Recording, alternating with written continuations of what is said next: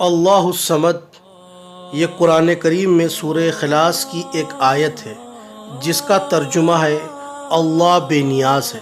قرآن کریم میں سورہ اخلاص میں اللہ تعالیٰ نے اپنی ذات عالی کا تعارف کرایا ہے۔ بسم اللہ الرحمن الرحیم، قل هو اللہ احد اللہ الصمد۔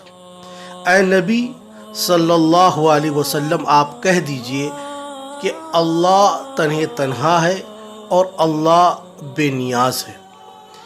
اللہ تعالیٰ کے صفاتی ناموں کو پڑھنے کی اور اس کے ذکر کرنے کی بہت فضیلت آئی ہے۔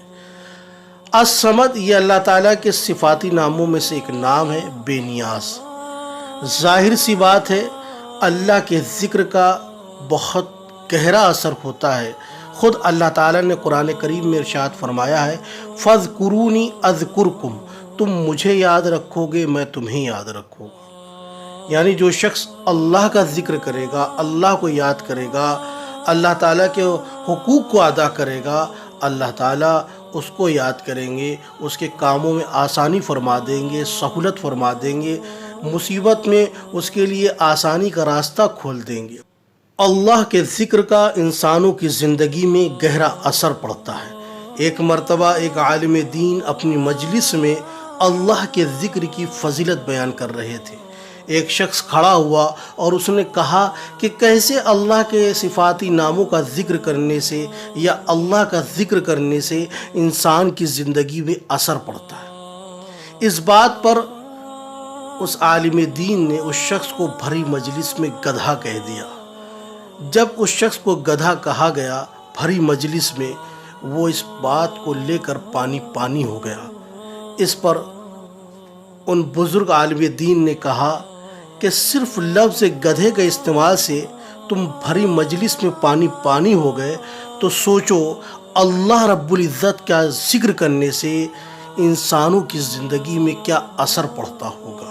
صمد کا وظیفہ ہر طرح کی مصیبت اور ہر طرح کی پریشانیوں کے لیے کیا جا سکتا ہے۔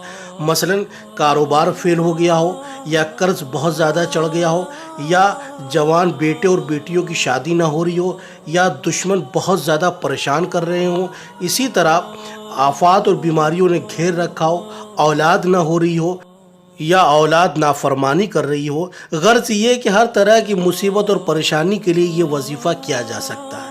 سب سے پہلی اور بنیادی بات کہ یہ وظیفہ اللہ کی ذات عالی پر مکمل یقین اور توکل کے ساتھ کیا جائے، 5 وقت کی نمازوں کی پابندی اور گناہوں سے بچنے کا پکا ارادہ کیا جائے۔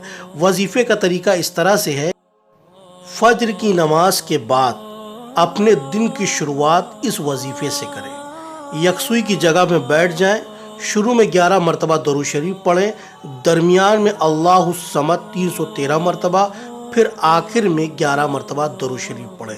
جس پریشانی کے لیے یہ وظیفہ کیا جا رہا ہے اس کو ذہن میں رکھیں، یقین اور توکل کے ساتھ اس وظیفے کو کریں، انشاءاللہ اللہ تعالیٰ ان تمام پریشانیوں سے بے نیاز کر دے گا۔ ہمیں بھی اپنی دعاؤں میں یاد رکھیں۔ اللہ تعالیٰ ہم سب کو یقین اور توکل کے ساتھ عمل کرنے کی توفیق عطا فرمائے، آمین ثم آمین۔ دوستو، ہمارے چینل مفتی منصور ندوی آفیشیل کو سبسکرائب کیجئے، بیل آئیکن کو پریس کیجئے، اس سے آپ تک ہمارے نئے ویڈیوز پہنچ جائیں گے۔ سبسکرائب کیجئے، لائک کیجئے۔